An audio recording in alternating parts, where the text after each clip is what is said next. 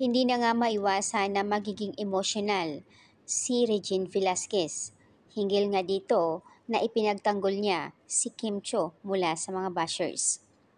Na ayon nga kay Regine, nakaka-proud si Kim at nakakatuwa.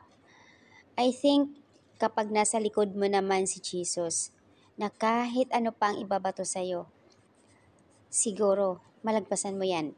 Sabay ang pag-iyak ni Regine at dagdag pa niya, natutuwa ako sa mga taong mababait na minsan nakakainis na rin kasi kung sino pa yung mababait at sila pa yung palaging nababash.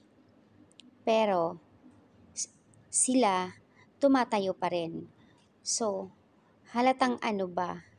Sabay ang pagsagot naman ni Ogie Alcacid. Nagsalita naman ito na ayon sa kanya, maraming salamat, Kemcho. Tibayan mo lang ang loob mo.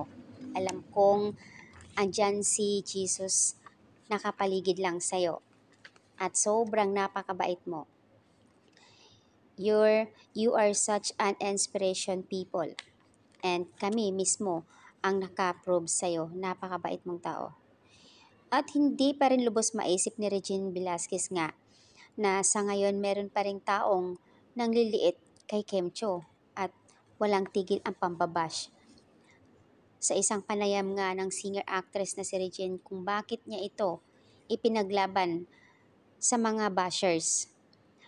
Dahil nakikita nga nila kung gaano ka-pure ang puso ni Kemcho.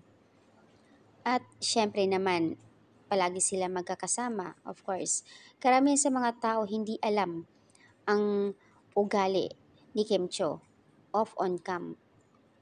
So, ayan, nagsimula lang naman kasi dito pambabash kay Kim yung sobrang pangliit nila na hindi nila alam nga kung gaano kabait. Una-una na nga dito yung last week lang nagsimula. Panliliit nila na sinasabing about ito sa degree sa natapos na tao. Kasi nga, ang hirap balikan pero yun nga yung nagsisimula doon na masyado nilang minamaliit si Kim Cho. Hindi kasi nila alam kung gaano kabait at katulungin si Kim. Sabi nga nila hindi pinagbabasihan yan. Yung degree, guarantee hindi yan pinagbabasihan kung hindi yung puso, ugali ng tao at yung nagiging successful ang buhay. So, ayan guys yung update.